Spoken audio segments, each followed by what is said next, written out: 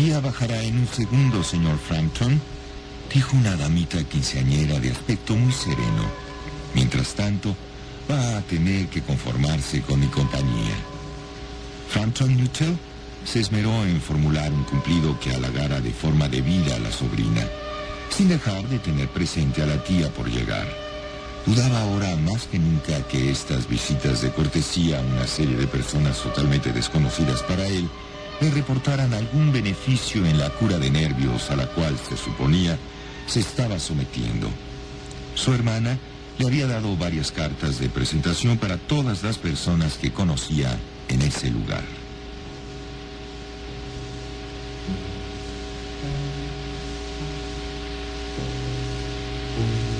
¿Usted a muchas personas por aquí?, preguntó la sobrina cuando creyó oportuno romper el silencio. Ni un alma, dijo Frampton. Es decir, ¿usted no sabe prácticamente nada acerca de mi tía?, prosiguió la serena jovencita. El visitante admitió saber solo su nombre y dirección.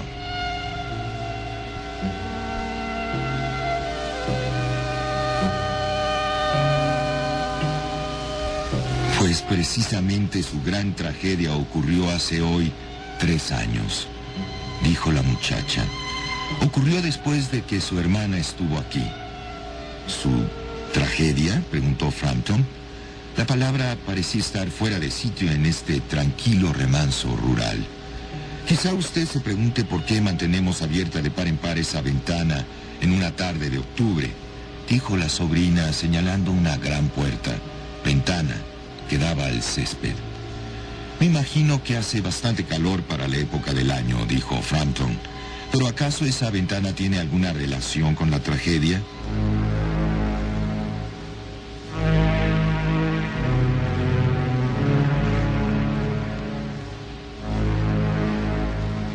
La joven contestó: hoy hace exactamente 3 años que por esa misma ventana el esposo y los 2 hermanos menores de ella salieron de cacería para no regresar jamás. Al cruzar la ciénaga en dirección a su apostadero de caza favorito, fueron tragados los 3 por un pantano. Nunca se hallaron sus cuerpos.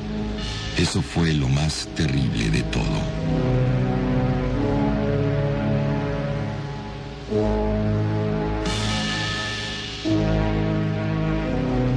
En este punto la voz de la muchacha perdió su tono sereno y se hizo muy débil. Mi tía, la pobre, nunca ha perdido la esperanza de que ellos regresarán algún día, acompañados del pequeño perro que desapareció junto con ellos, y piensa que entrarán por esa ventana como solían hacerlo. Por eso, la ventana se mantiene abierta desde el mediodía hasta bien entrada la tarde. Mi pobre tía me ha contado en repetidas ocasiones cómo iban cuando partieron. El esposo con su capa blanca impermeable sobre el hombro, Ronnie, el hermano menor, cantando. ¿Sabe? A veces tengo la inquietante impresión de que todos ellos van a aparecerse de pronto por esa ventana.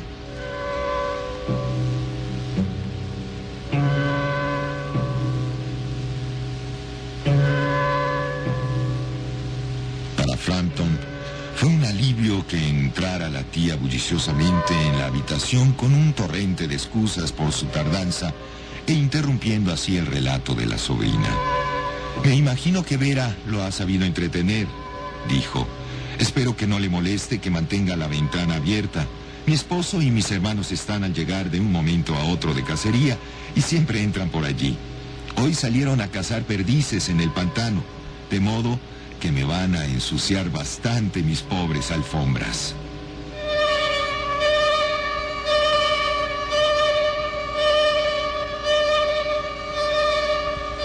Continuó hablando ininterrumpidamente sobre la cacería, la escasez de pájaros y las posibilidades de que hubiera patos en el invierno. A Frampton todo aquello le resultaba sencillamente horrible. Hizo un desesperado esfuerzo por desviar la conversación hacia un tema menos macabro.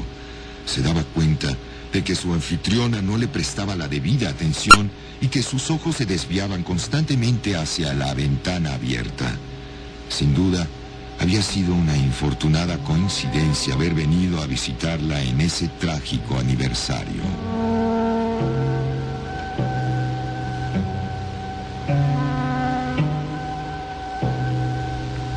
Todos los médicos coinciden en prescribirme reposo absoluto y alejamiento de toda excitación mental, dijo Frampton, quien hablaba así por el error, ampliamente difundido, de que las personas desconocidas y las amistades casuales se interesan por los menores detalles de las dolencias y enfermedades de uno.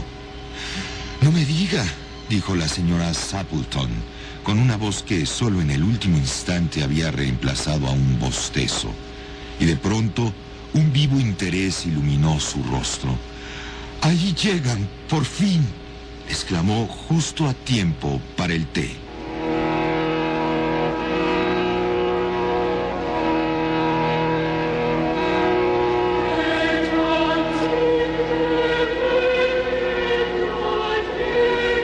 Frampton sintió un escalofrío y volvió el rostro hacia el de la sobrina, tratando de impartirle un solidario calor humano.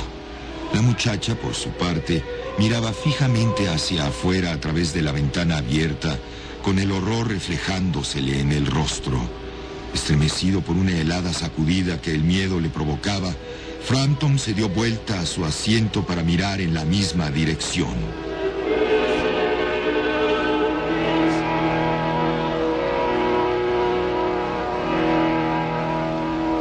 Y en el ya tenue crepúsculo, distinguió a 3 figuras que venían avanzando en dirección a la ventana. Todas llevaban rifles bajo el brazo y una de ellas traía echada sobre el hombro una capa blanca. Un cansado perro se mantenía junto a sus talones.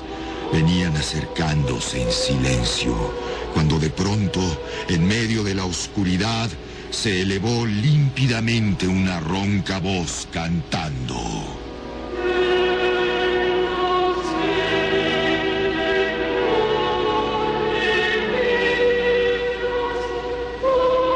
Frampton le echó mano al bastón y al sombrero en forma desatinada, y en su precipitada huida solo pudo adivinar a medias la puerta del corredor, el camino de grava y el portón del frente de la casa.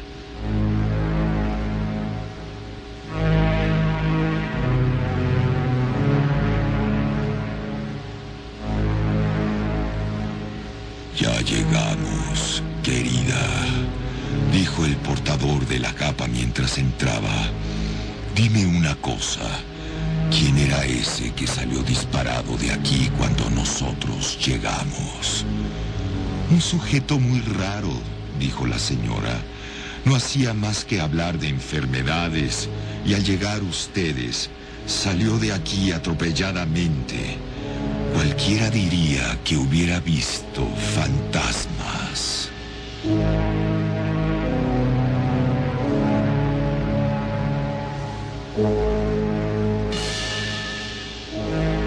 Pienso que todo fue por el perro, dijo la sobrina con calma. Me contó que sentía horror por los perros. Una vez a la orilla de un río, lo persiguió una manada de perros salvajes hasta el interior de un cementerio y tuvo que pasarse toda la noche metido en una tumba recién abierta, con aquellas terribles fieras encima de él, gruñendo, enseñándole los dientes y echando espuma por la boca. Una experiencia como para hacer perder el juicio a cualquiera.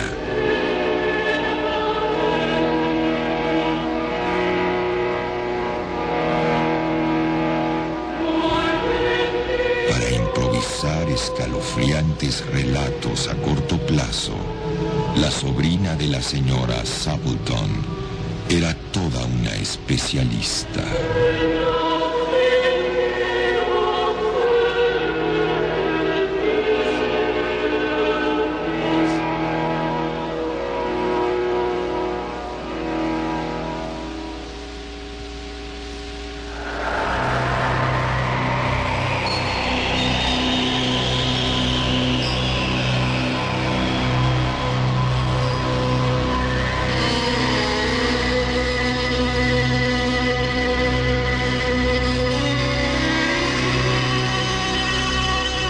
Acabamos de escuchar el relato La ventana abierta, del escritor Héctor Hugh Munro, quien nació en 1870 en Birmania, en donde su padre laboraba como diplomático. A los 2 años fue enviado a la Escocia natal de su padre para vivir con sus tías.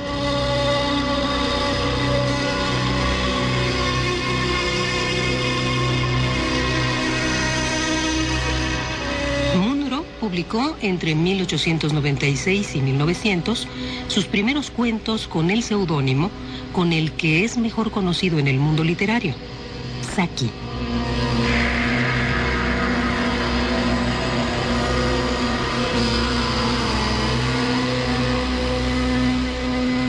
Ante el auge de figuras literarias importantes en la Inglaterra de los primeros 10 años de este siglo, la obra de Saki fue valorada, al inicio, por un círculo más bien pequeño de admiradores. Actualmente es difícil encontrar una antología del cuento moderno en la que no aparezca un relato suyo.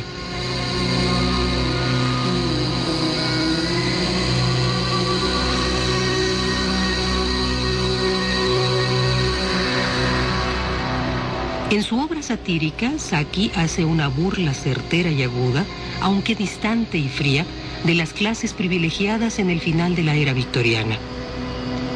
En la parte macabra de su trabajo, se muestra como un niño que observa el mundo de los mayores con la serena pero implacable crueldad infantil, como en el cuento que escuchamos al comenzar el programa.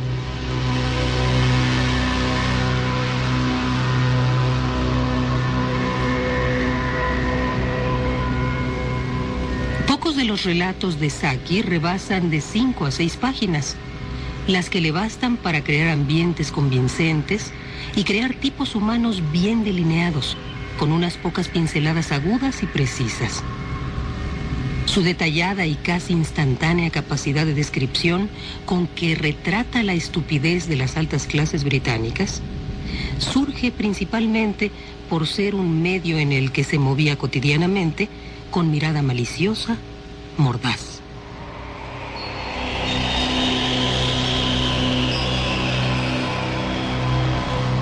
Saki, en árabe, quiere decir el escanciador, es decir, el que sirve el vino. Así que ahora llenaremos la copa con el relato La música de la colina, de Saki.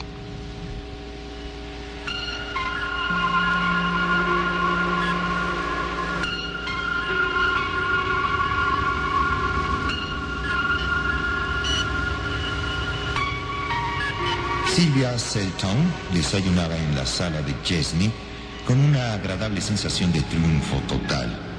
El destino había querido que su vida se hallara ocupada por una serie de pequeñas batallas, generalmente con las probabilidades un tanto en contra suya, y con frecuencia se las había ingeniado para salir triunfante. Ahora mismo creía haber ganado su más difícil e importante batalla: casarse con Mortimer Selton, en contra de la fría hostilidad de su familia y la franca indiferencia de él mismo hacia las mujeres.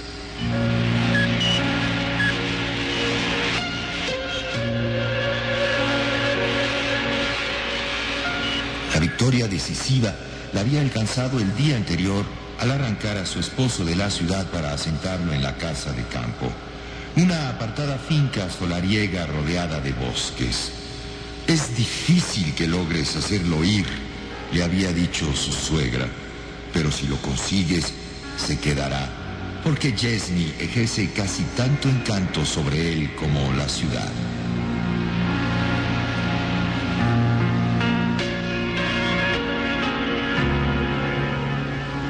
El ambiente de Chesney tenía una especie de sombría rusticidad casi salvaje que no era probable que atrajera los gustos de los nacidos en la ciudad.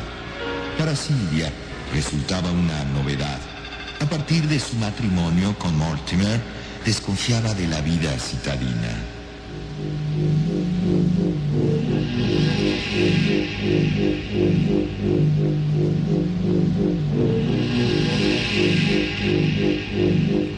En el salvajismo de la finca parecía existir una oculta unión entre la alegría de la vida y el terror de las cosas no vistas. Silvia sonrió al contemplar el paisaje, pero súbitamente se estremeció de miedo. «Esto es muy agreste», le dijo a Mortimer. «Pudiera pensarse que en un sitio así el culto al dios Pan nunca ha cesado del todo. El culto al dios Pan nunca se ha extinguido», dijo Mortimer. «De tiempo en tiempo nuevos dioses han desplazado a sus adoradores, pero él es el dios de la naturaleza, a quien todos finalmente han de volver».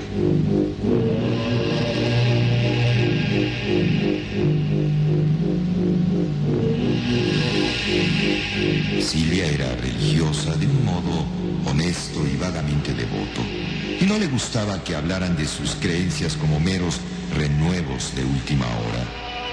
«Pero tú no crees realmente en Pan, ¿verdad?», le preguntó. «Yo soy un tonto en muchas cosas», dijo Mortimer tranquilamente, «pero no tanto para no creer en Pan hallándome en este lugar. Y si uno es inteligente, no debe jactarse de no creer en él mientras esté en su territorio».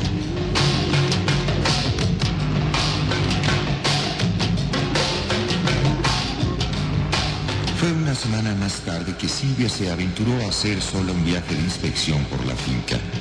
Una granja le sugería escenas de alegre bullicio, pero mientras vagaba entre los sombríos edificios de Chesney, recibió una impresión de abrumadora desolación, como si se encontrara en una propiedad abandonada. Después tuvo la sensación de que algún enemigo la estaba vigilando. Sentía la presencia de seres invisibles que parecían espiarla desde los boscosos valles.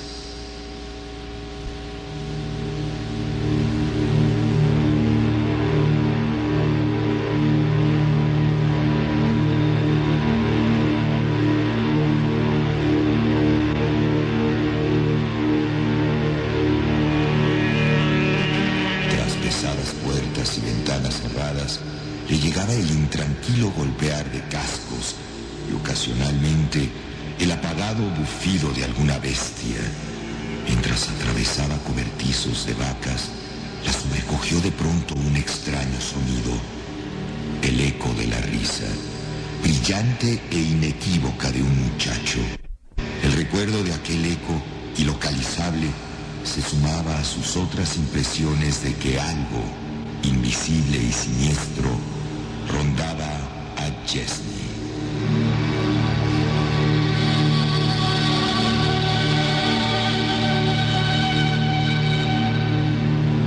Apenas veía a Mortimer, pues desde el alba hasta el ocaso, la finca parecía absorberlo completamente.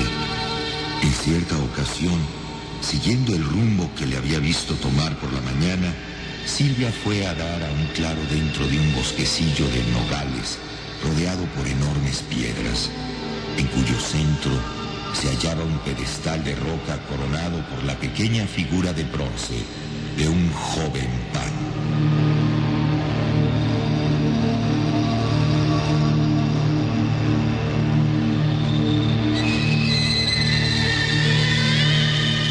Era una hermosa escultura, mas lo que atrajo su atención fue un racimo de uvas recién cortado, colocado como ofrenda a sus pies.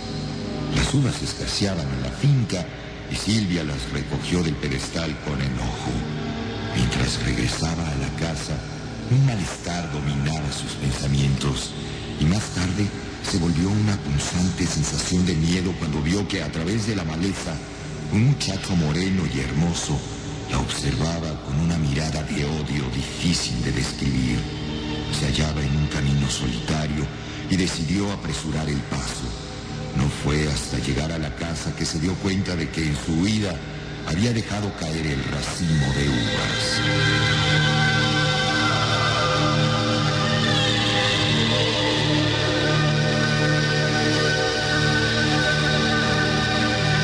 Oía un joven en el bosque, le contó a Mortimer. Tenía rostro moreno y era muy apuesto, pero parecía un pillo. Debe ser un gitano. Una teoría bastante aceptable, dijo Mortimer. Lo único que actualmente no hay es gitanos por aquí. Después, Silvia le contó el hallazgo de la ofrenda. ¿La tocaste por casualidad?, preguntó Mortimer. Yo quité las uvas. Parecía algo tan estúpido, dijo Silvia.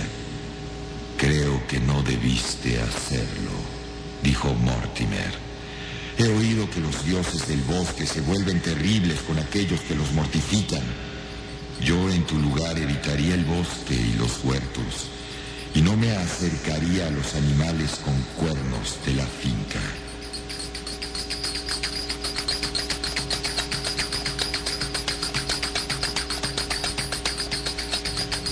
Silvia notó que en su siguiente paseo se alejaba como por instinto del bosque.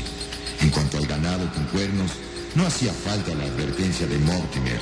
Su imaginación le cambiaba el sexo a las más maternales vacas lecheras, transformándolas en toros propensos a enfurecerse de buenas a primeras. El carnero que pastaba en las huertas lo consideraba muy tranquilo, pero ese día deambulaba de un extremo a otro, dando muestras de inquietud.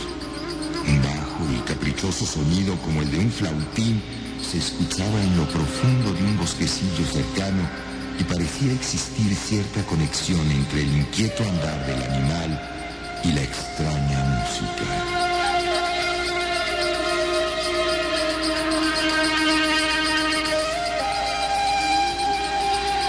Silvia decidió ascender por las laderas. Había dejado atrás las notas aflautadas cuando comenzó a escuchar el estridente ladrido de sabuesos en plena cacería. Pudo distinguir al poco rato un cuerpo oscuro que venía saltando trabajosamente colina tras colina. Tras él huía sin tregua aquel implacable coro.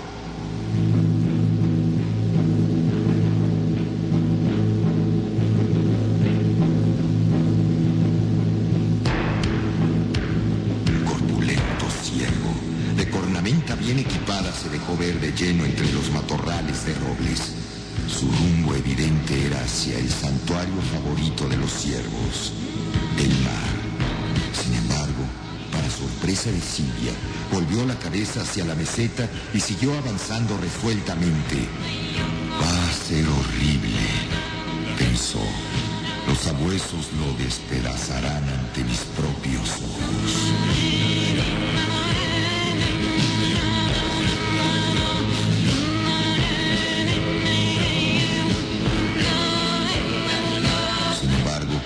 El ruido de la jauría pareció disiparse un momento y en su lugar volvió a escucharse aquella extraña música que unas veces surgía en un lugar y luego en otro, como si incitara al agotado ciervo a hacer un último esfuerzo. Silvia se hallaba casi oculta en una espesa vegetación de arbustos, observándolo subir obstinadamente.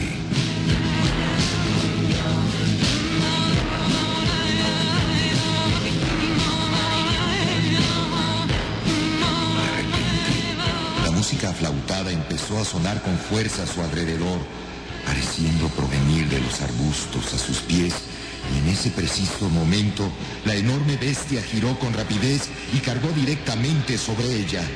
Las gruesas raíces de los matorrales se burlaron de sus torpes esfuerzos por escapar.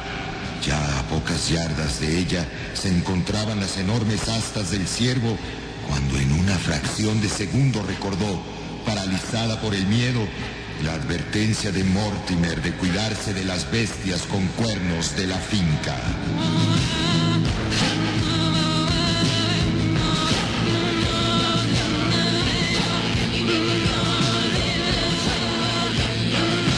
Entonces, en un repentino temblor de alegría, descubrió que no estaba sola.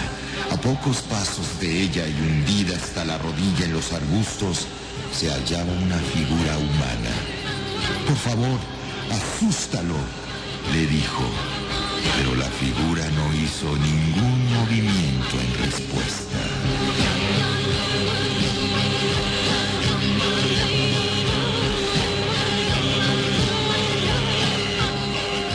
La Cristina percibió el acre tufo del animal, pero sus ojos se llenaron de espanto por algo muy distinto a su inminente muerte. Al reconocer sus oídos el eco de la risa de un muchacho brillante